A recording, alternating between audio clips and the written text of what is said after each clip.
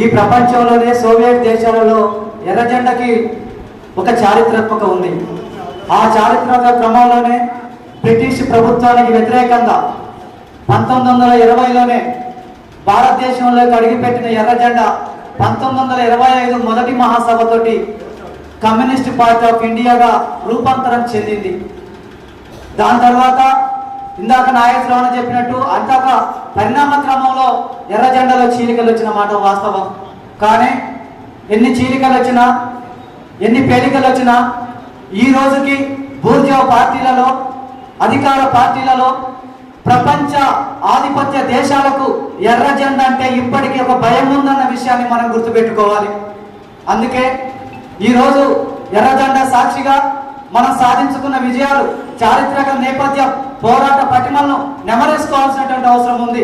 ఈరోజు communist party చరిత్ర అంటే అదొక కాంగ్రెస్ పిలిచో, బీజేపీని పిలిచో, లేకపోతే మంత్రులు పిలిచో జరుపుకునే వేదిక కాదు.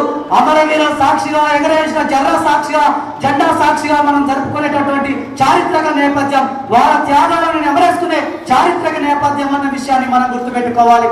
అలాగే ఈ ఎర్ర జెండా సాక్షిగా సిపిఐఎంఎల్గా అవతారం చెందిన తర్వాత మనం అనేక పోరాటాలు, అనేక గ్రామాల చైతన్యాన్ని, అనేక గ్రామాల విముక్తి భూస్వాముల నుంచి చేసినటువంటి చరిత్రను కూడా చూసాం.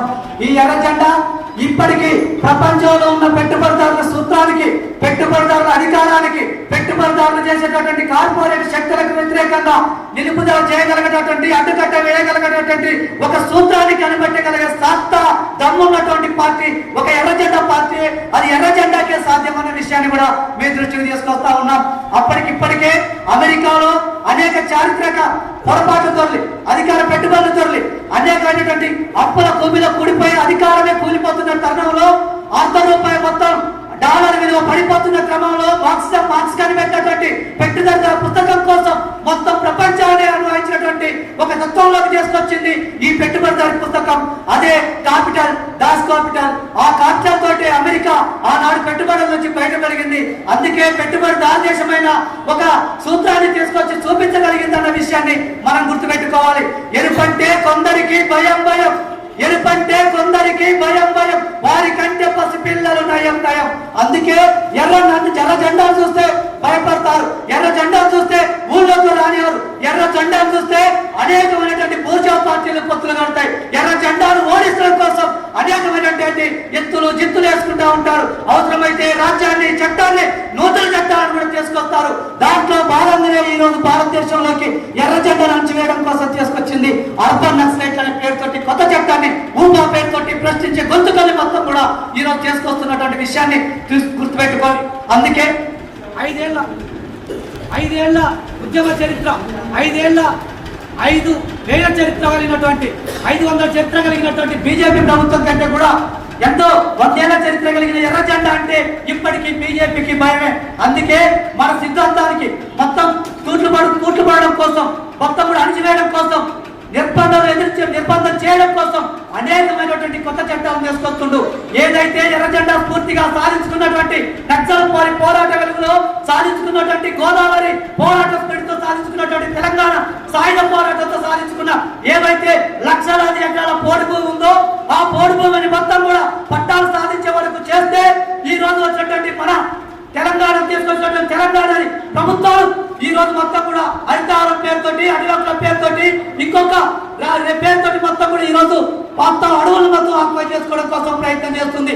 అంతేకాకుండా రాష్ట్రాలకు హక్కులు మొత్తం కాలం రాస్తుందని మనం అంటుంటే, మరో పక్క రాష్ట్రాలని గుప్పిట్లో తీసుకున్న కేంద్ర ప్రభుత్వం, నరేంద్ర మోడీ ప్రభుత్వం నూతన అటవీ సంరక్షణ నియమాల పేరుతో కొత్త చట్టాలు తీసుకొచ్చి మొత్తం కూడా ఆదివాసీలు ఉండే పచ్చని చెట్లని నరుకుతూ, పచ్చని చెట్లను నాశనం చేస్తూ, వినాశనం చేస్తూ, విధ్వంసం సృష్టిస్తూ ఆదివాసుల్ని అడవుల నుంచి గెంటి వేయడం కోసం నూతన అటవీ సంరక్షణ నియమాలు 2020 తీసుకొచ్చింది.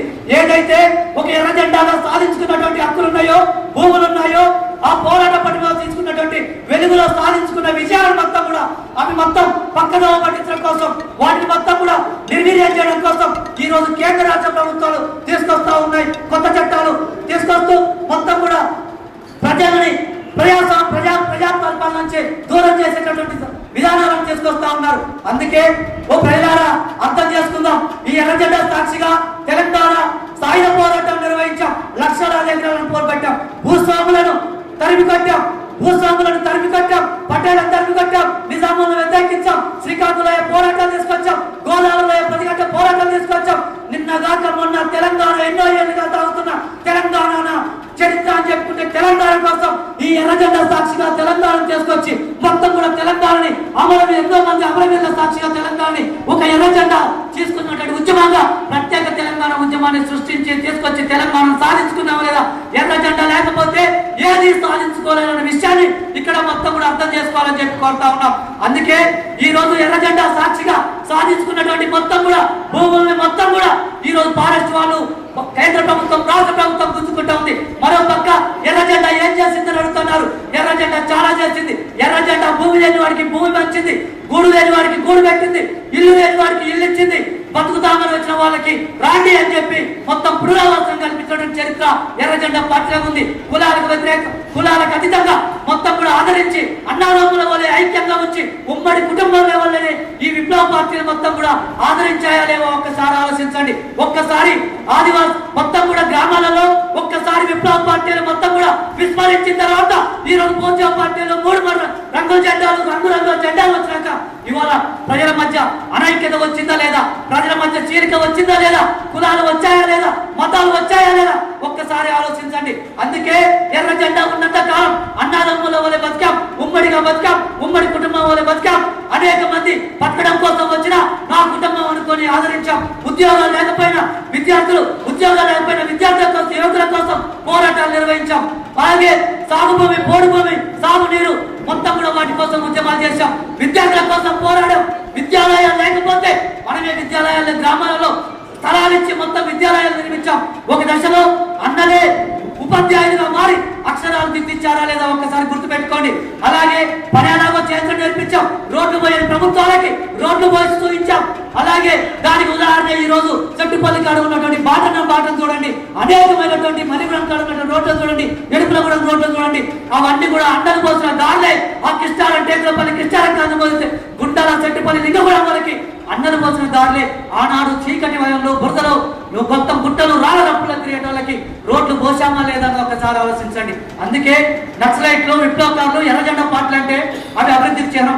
అవి ఐక్యతగా ఉండడం నేర్పిస్తాయి, ఎలా ఉండాలో చేపిస్తాయి, ప్రశ్నించడం నేర్పిస్తాయి, ప్రశ్నించే విధంగా తయారు చేయడం కోసం నేర్పిస్తాయి, మనం ఎలా ఉండాలో నేర్పిస్తాయి. కాబట్టి అలా ఉండాలని చెప్పి ఆశిస్తూనే ఆ క్రమంలోనే జరుగుతున్నటువంటి ఈ 100 ఏళ్ల ఉద్యమంలో ఎర్రజెండాకు చారిత్రక నేపథ్యం ఉంది. ఆ చారిత్రక నేపథ్యంలో ఎంతమంది ఎర్రజెండాని పొందబెట్టాలని చూసినా, ఎర్రజెండాని పొందబెట్టాలని చూసినా వాళ్ళు పొందలో పడతారు తప్పితే ఎర్రజెండా ఏ రోజు పొందలో పడదు. అది ఎప్పటికీ హిమాలయ శిఖరం కంటే ఎత్తు మీద ఎగురుతూనే ఉంటది. అందుకే దానికోసం 10,000 మంది అమరవీరులు త్యాగం చేశారు. అది కాజనపల్లి కంచి మొదలు పెడితే నిన్న రోలగడ్డ వరకు, నిన్న చంద్రపుల్లారెడ్డి కంచి మొదలు పెడితే మొన్న రోలగడ్డ వరకు అనేక మంది అమరవీరులు తమ అమూల్యమైన ప్రాణాలని రక్త తర్పణం చేశారు. ఉన్నత చదువుల్ని వదిలిపెట్టుకున్నారు, ఉన్నత ఉద్యోగాలు వదిలిపెట్టారు, ఉన్నత కుటుంబాలు వదిలిపెట్టారు.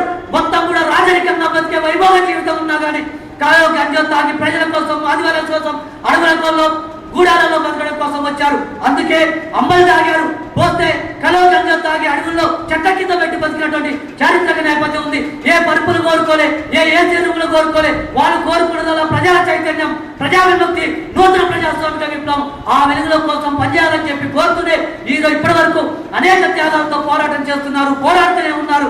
ఆ పోరాట పడుగులో ఇప్పటి వరకు పోరాడుతున్న ప్రతి విప్లవకారుడికి, ప్రతి ఎర్రజెండా నాయకుడికి లాంఛనం తెలియజేస్తూనే ఇంకా సాధించాల్సిన చాలా ఉన్నాయి. అందుకే నూతన నాటి సంరక్షణ వ్యతిరేకిద్దాం. అలాగే వస్తున్నటువంటి 4 లేబర్ కోడ్లకు వ్యతిరేకంగా ఉద్యమిద్దాం. విద్యుత్ సవరణ బిల్లుకు వ్యతిరేకంగా ఉద్యమిద్దాం. ఆ క్రమంలోనే నిన్న వచ్చినటువంటి మహాత్మా గాంధీ ఏదైతే పేరు మార్పులో వచ్చిందో వీరాంజీ, ఆ బిల్లుకు వ్యతిరేకంగా పోరాడదాం. ఆ మొత్తం కూడా పోరాడి ఆ క్రమంలో మనందరం ఐక్యంగా ఉద్యమించాలని కోరుతూ ఈ 100 ఏళ్ల చరిత్ర నేపథ్యాన్ని రేపు హైదరాబాద్ లో జరగబోయే ఫిబ్రవరి 27వ తారీఖు సదస్సును కూడా జయప్రదం చేస్తారని చెప్పి కోరుతూ ముగిస్తారు.